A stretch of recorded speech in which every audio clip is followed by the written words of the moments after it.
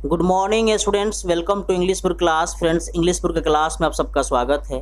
Friends, twelfth class का जो first poem है, बिहार बोर्ड के ट्वेल्थ क्लास का जो फर्स्ट पोएम है, sweetest love I do not गो, उसका आज सेकेंड क्लास है। कल की क्लास में हम लोगों ने बहुत इंपॉर्टेंट चीज़ पढ़ा था, चैप्टर ऑफ द इंट्रोडक्शन। मतलब आपका जो इंट्रोडक्शन ऑफ द चैप्टर का मतलब हुआ कि जो चैप्टर का इंट्रोडक्शन था वो चीज़ हम लोगों ने देखा था। और सेकेंड चीज़ जो मोस्ट इंपॉर्टेंट बात थी, उसमें हम लोगों ने देखा था थीम ऑफ द चैप्टर। इस चैप्टर का क्या थीम है मैंने आपको बताया था, याद कीजिए कि मैंने बताया था कि जो जॉन डॉन है, इसके writer, sweetest love I do not गो, वह किसी एक बहुत बड़ी यात्रा पर जाने की तैयारी कर रहे हैं और उनकी वाइफ जो है अनमोर, क्या फ्रेंड्स, ANN अनमोर, MORRE, अनमोर, वह आशंकित है, वह भयभीत है, वह डरी हुई हैं, वह बहुत डर रही हैं कि शायद मेरे पति अगर, शायद मेरे लवर्स अगर किसी लंबी यात्रा पर जाएंगे तो पता नहीं उनके साथ क्या होगा और क्या नहीं होगा। तो इस बात को लेकर वो बहुत आशंकित है, डरी हुई हैं। फिर भी प्रयास करते हैं समझाने का जॉन डॉन कि ऐसा कुछ नहीं है, मेरे साथ all will be all right, सब कुछ अच्छा होगा, उस बात को समझाते हैं। तो आइए देखते हैं हम लोग इस चैप्टर को, थीम को आगे बढ़ाते हुए आज पूरे पोएम में हम लोग पढ़ेंगे लाइन बाय लाइन इसका व्याख्या, एक्सप्लेनेशन। और कल का क्लास यदि आप ज्वाइन नहीं किए थे, उसका लिंक्स मैंने इस क्लास में दिया हुआ है, आज की क्लास में, सेकेंड क्लास में, आप जाकर वहाँ देख लीजिए, ताकि बहुत इंपॉर्टेंट है, आपका 5 से 7 नंबर तैयार हो जाएगा। 5 नंबर आपका समरी लिखने के लिए आएगा बोर्ड के एग्जाम में, और 2 नंबर का ऑब्जेक्टिव क्वेश्चन पूछा जाएगा। पहला तो ऑब्जेक्टिव क्वेश्चन यही पूछा जाएगा कि sweetest love I do not गो के राइटर कौन है, तो आप बता देंगे कि आपका जॉन डॉन है। दूसरा ऑब्जेक्टिव के रूप में मोस्ट इंपॉर्टेंट क्वेश्चन है कि sweetest love I do not गो जो राइटर है आपका, क्या बोलते हैं, जॉन डॉन, वो किस प्रकार का कवि है ना, वार पोएट है कि लव पोएट है कि मेटाफिजिकल पोएट है कि रोमांटिक पोएट है। तो आपको याद रखना पड़ेगा, मेटाफिजिकल पोएट है। Sweetest love I do not गो के जो राइटर हैं जॉन डॉन, वो कौन सा पोएट है, मेटाफिजिकल। मेटाफिजिकल का मतलब होता है जो आपका रिलीजन से ज़्यादा जुड़ाव रखता हो, लगाव रखता हो, उसको हम मेटाफिजिकल बोलते हैं। लव भी, रोमांस भी लिखता हो, मेटाफिजिकल बोलते हैं। ठीक है ना फ्रेंड्स। तो आइए शुरू करते हैं। कल्पना कीजिए कि किस तरह से कोई हस्बैंड, कोई लवर्स घर से जाने की तैयारी कर रहा है और उसकी पत्नी, उसकी प्रेमिका की आंखों में आंसू है, और क्या सोचती है, थोड़ा कल्पना कीजिए फ्रेंड्स कि वह क्या सोचती है। वह जाता है तो जाते जाते उसकी पत्नी उसको रोक लेती है। इस फिगर में आप देख सकते हैं फ्रेंड्स। तो रोक कर जब उसका हस्बैंड समझाता है, क्या समझाता है, आइए देखते हैं। कहता है फ्रेंड्स कि स्वीटेस्ट लव, ऐ मेरी दिलरुबा, ऐ मेरी प्रेमिका, आई डू नॉट गो, मैं तुम्हें छोड़ के नहीं जा रहा। Sweetest love I do not go, ऐ दिलरुबा, मैं तुझे छोड़ कर नहीं जा रहा हूँ। For weariness of thee nor in the hope of the world can show a fitter love for me, ये मत समझ लेना कि मैं तुम्हें छोड़ के जा रहा हूँ, और ऐसा भी मत समझो कि मैं तुम्हारे प्यार में थक गया हूँ, उब गया हूँ, क्योंकि for weariness of thee nor in the hope the world can show a fitter love me, इस उम्मीद में मैं तुमको छोड़कर नहीं जा रहा हूँ कि इस दुनिया में कोई लव की उम्मीद में मैं नहीं जा रहा हूँ। और सच तो ये भी है प्रेमिका कि इस दुनिया में कोई प्यार भी मुझे सूट नहीं करता, इस उम्मीद में मैं तुम्हें छोड़कर नहीं जा रहा हूँ। मतलब इस दुनिया में ऐसा कोई प्यार नहीं बना हो जो मुझे फिट करता हो, सूट करता हो, और इसलिए मैं तुम्हें छोड़ के नहीं जा रहा हूँ, क्योंकि मैं तुम्हारे प्यार में उब गया हूँ। बट एक बात ध्यान रखो ना, but since that I must die at last, this best to use myself in jest, thus by feigned death to die. लेकिन तनिक सोचो कि एक ना एक दिन तो हम लोग एक दूसरे से बिछड़ना है, एक ना एक दिन एक दूसरे से हम लोगों को बिछड़ना है, तो क्यों नहीं मरना है, तो क्यों नहीं आज ही मैं जाकर थोड़ा प्रयास करके चेक करूं कि अगर तुम नहीं रहोगी तो मैं कैसे जी पाऊंगा, या मैं नहीं रहूंगा तो तुम कैसे जी पाओगी। और इसलिए मैं थोड़ा मजाक करता हूं। जेस्ट का मतलब होता है मजाक करना। मैं तुमसे थोड़ा दूर जाकर मजाक कर रहा हूं कि हम दोनों एक दूसरे के बिना कैसे रह पाएंगे और एक दूसरे के बिना कैसे जी पाएंगे। ठीक है ना। फिर भी पत्नी नहीं मानती है, बहुत रोती है, बहुत बिलखती है, तो वह उपमा देता है, समझाता है। उपमा किसे देता है, सन से, सन से देता है। क्या उपमा देता है, ध्यान देना है। कहता है देखो प्रेमिका, देखो प्रिय, वहाँ देखो, वहाँ सामने देखो, यस्टर नाइट, कल की बात है, कल की रात है, यस्टर माने कल की रात है, द सन वेंट हेंस, है ना, कल सुबह की बात है, सूर्य यहाँ से निकला था। माने सूर्य यहाँ से, सॉरी, कल शाम की बात है, सूर्य यहाँ से क्या हुआ था, निकला था। एट इज हेयर टुडे, और देखो आज यहाँ उपस्थित है। मतलब कहना चाह रहा है कि सूर्य के आगे पीछे कोई नहीं है, लेकिन फिर भी किसके याद में वह कल यहाँ से माने डूब गया था और सुबह यहाँ हाजिर है। हे प्रेमिका, हे प्रेमी, इसलिए इस बात को समझो। आगे देखिए क्या लिखते हैं, आगे लिखते हैं ही हैथ नो डिजायर नर सेंस, सूर्य के बारे में कहते हैं उसकी ना तो कोई इच्छा है और ना ही कोई सेंस है। Nor half so short way then fear not me, और ना ही उसकी कोई रास्ता भी छोटा है, तो फिर भी मुझे डराने का प्रयास मत करो प्रियतम, मुझे जाने दो।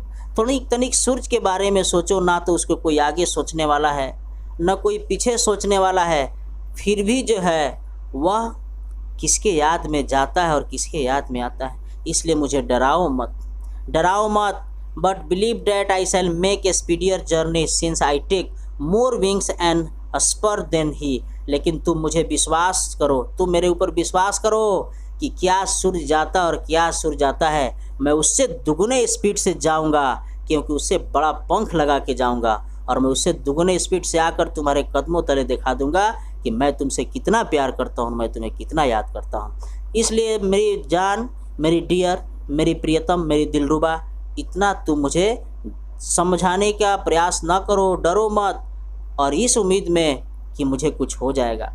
उसके बाद भी पत्नी नहीं मानती है तो समझाता है, कभी जॉन डॉन समझाते हैं और मैन की एक कमजोरी की बात बताते हैं। यह एक बहुत बड़ी फिलॉसफी है जो यहाँ लिखा हुआ आपके सामने देखिए फ्रेंड्स, लिखा है how feeble is man's power that if good fortune fall cannot add another hour nor a lost hour recall but come bad chance. तो इसका मतलब देखेंगे फ्रेंड्स, कहता है कभी कि आदमी की शक्ति कितनी कमज़ोर होती है कि कुछ क्षण के लिए अगर भाग रूठ जाता है तो 1 घंटा भी आदमी उस चीज़ को खुशी में जोड़ नहीं पाता है, और इतना ही नहीं, बीते हुए टाइम भी उसको ताकत नहीं है कि एक क्षण भी जोड़ सके। तो ना ही खुशी में थोड़ी सी खुशी जोड़ सकता है और ना ही बीते हुए टाइम को भी थोड़ा सा जोड़ सकता है। लेकिन सच तो ये है कि बैड चांस आना है हमारे और आपके ज़िंदगी में। ठीक है friends,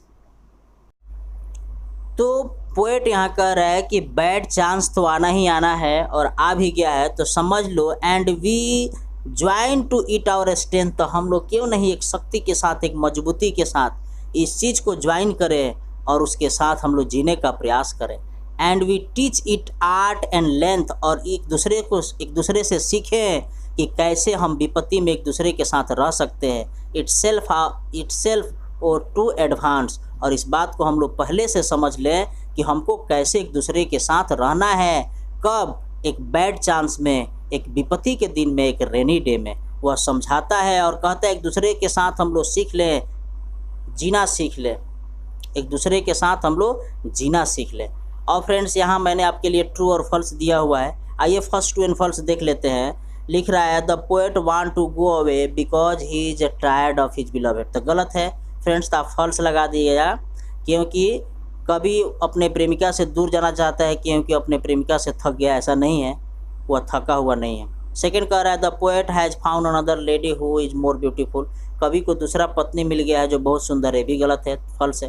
the poet intend to go on a long journey than what the sun undertakes. ये बात सही है। Man's power is very weak. अब एक बात जान लीजिए, ऑब्जेक्टिव क्वेश्चन पूछा जाएगा आपसे, फीबल, FEEBL, फीबल का मतलब होता है कमज़ोर, तो वहाँ आपसे सिनोनिम्स ऑफ फीबल पूछा जाएगा, तो वहाँ वीक दिया जाएगा, और आपको ध्यान रखना है फीबल का। तो यहाँ man's power is very weak, तो आपके यहाँ ट्रू हो जाएगा, मतलब डी में। The poet love his beloved too intensely that he will come back very soon, ये भी ट्रू है, ये ट्रू है। अब आपको यहाँ क्वेश्चन आंसर ध्यान देना है। Why does the poet want to go away from his beloved, आपको बताना है कि कभी अपने बिलवेड से क्यों दूर जाना चाहता है, क्योंकि वह, आप कह सकते हैं the poet wants to go away from his beloved because he try to check himself how can he live without each other, है ना, वह कैसे एक दूसरे के बिना जी सकता है, इन एलोन, अकेला, ठीक है ना, अकेले में। तो इसलिए आप इस क्वेश्चन को आप लोग बना लेंगे फ्रेंड्स। यदि आपको दिक्कत होता है तो आप मेरे कमेंट्स बॉक्स में लिखेंगे और मैं आपको फिर से बता दूंगा। चलिए अब आगे हम लोग बढ़ते हैं, इस पोएम को हम लोग आगे बढ़ते हैं, आगे बढ़ के हम लोग इसको आगे पढ़ते हैं। आगे जब नहीं मानती है तब डरवाता है, उसको डरा रहा है, समझा रहा है, डरा के समझा रहा है। और क्या समझा रहा है डरा कर, तो इस पर ध्यान दीजिए। यहाँ देखिए क्या डरा के समझा रहा है। कह रहा है कि प्रियतम, मेरी डार्लिंग, मेरी महबूबा, है ना, when thou sighest is not wind, है ना, मतलब जब तुम सांस लेती हो, कराहती हो, है ना, इस तरह से जब तुम अपने आप को क्षति पहुंचाती हो, साइस्ट नॉट वाइंड, तो समझ लेना कि तुम नहीं, बट साइस्ट माई सोल अवे, तो मेरी आत्मा जब आत्मा कराहता है, जब तुम इस तरह से कराहती हो ना, जब तुम सांस लेती हो तो समझ लो कि मेरी आत्मा कराहती है, मेरी आत्मा को चोट पहुंचता है, सोल अवे, मेरी आत्मा खींचे खींचे चला जाता है। When thou weepest on kindly kind, जब इस तरह से क्रूर तरीके से जब तुम रोती हो और तुम्हारे एक एक आंसू का कतरा जब गिरता है ना, my life blood doth decay, मेरा शरीर का एक एक खून का कतरा ऐसा लगता है जो गिर रहा है और मेरा शरीर जो है छीर्ण हो रहा है। इसलिए हे प्रियतम, चुप हो जाओ, मुझे जाने दो प्रियतम, क्योंकि डिके का मतलब होता है, डिके का मतलब होता है नष्ट होना, है ना, नष्ट होना। ये भी ऑब्जेक्टिव क्वेश्चन पूछा जाएगा। डिके बहुत इंपॉर्टेंट वर्ड मीनिंग है, ठीक है ना, वर्ड है, आपसे सिनोनिम्स ऑफ डिके पूछा जाएगा तो नष्ट याद रखना है, स्पॉइल कह दीजिएगा या आप इस तरह से कह दीजिएगा। तो वही कह रहा है कि जब तुम इस तरह से कराहती हो, साई माने साइस्ट, जब सांस लेती हो, कराहती हो, तो समझ लेना प्रियतम, मेरा आत्मा खिंचा कर बहुत दूर चला जाता है हमसे, बहुत जैसा लगता है कि तुम मुझसे कितनी दूर जा रही हो। और जब इस तरह से तुम आंसू की एक एक बूंद जब गिराती हो तो ऐसा लगता है कि मेरे शरीर का एक एक बूंद, एक एक खून बूंद जो है ज़मीन पर गिर कर मेरा शरीर बर्बाद हो रहा है। इट कैनॉट बी, जबकि प्रियतम ऐसा नहीं होना चाहिए, अब ऐसा नहीं होना चाहिए। बहुत डरवाता है तो वो डर जाती है, समझ जाती है। लास्ट में क्या कहता है, आगे बताता है कि डैट दाउ लवस्ट मी एज दाउ सेस्ट, जब तुम कहती हो कि इतना मुझसे तुम प्यार करती हो, जैसा कि तुम कहती हो, इफ़ इन दाइन माई लाइफ द वेस्ट, तो बताओ कि क्यों मुझे इस तरह से मेरे शरीर को बर्बाद करती हो। जब तुम कहती हो कि मैं तुमसे बहुत प्यार करता हूँ, तो बताओ ऐसा तुम क्यों करती हो। Thou art the best of me, तो मेरे लिए अच्छा होगा कि तुम चुप हो जाओ और इतना तुम क्रूर तरीके से न रोवो और ना ही कुछ करो। आगे एक भाग्य की बात करता है जो एक बहुत बड़ी फिलॉसफी है, कवि बताता है, late not thine divine hurt, इसलिए है प्रियतम जो मैं लास्ट की बात कह रहा हूँ उसको ध्यान से सुनो और समझो और समझने का प्रयास करो। Let not thine divine heart for giving me any ill, अपने पवित्र दिल में मेरे प्रति पहले ही से कोई बुरा मत सोच लो, क्योंकि जतरा खराब मत किया करो, ठीक है ना, मतलब अपने दिल में, अपने पवित्र दिल में मेरे प्रति कोई पहले से बुरा आशंकित मत सोच लो। डेस्टिनी में take thy part and may thy fear fulfil, तुम बिल्कुल निडर रहो और मुझे डरवाने का प्रयास मत करो, क्योंकि भाग्य अपना खेल खेलेगा, जो होने वाला है वो होगा। But think that we are but turn aside to sleep, प्रियतम तुम इतना ही समझो कि इतना सोचो कि हम लोग उतना ही देर के लिए बिछड़ रहे हैं, जैसे मानो कि बेड पर हम लोग एक दूसरे से असाइड होते हैं, उतना ही देर के लगाना हम लोग बिछड़ रहे हैं।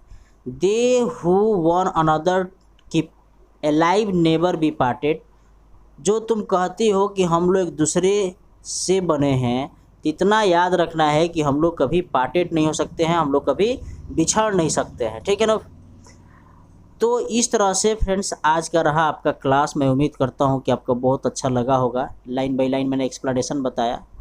फ्रेंड्स आपसे रिक्वेस्ट है कि इस क्लास को अधिक से अधिक शेयर करें, अपने दोस्तों के बीच में सब्सक्राइब करवा दें और करें, शेयर करें। तब तक के लिए फ्रेंड्स बहुत बहुत धन्यवाद। जय हिंद, जय भारत।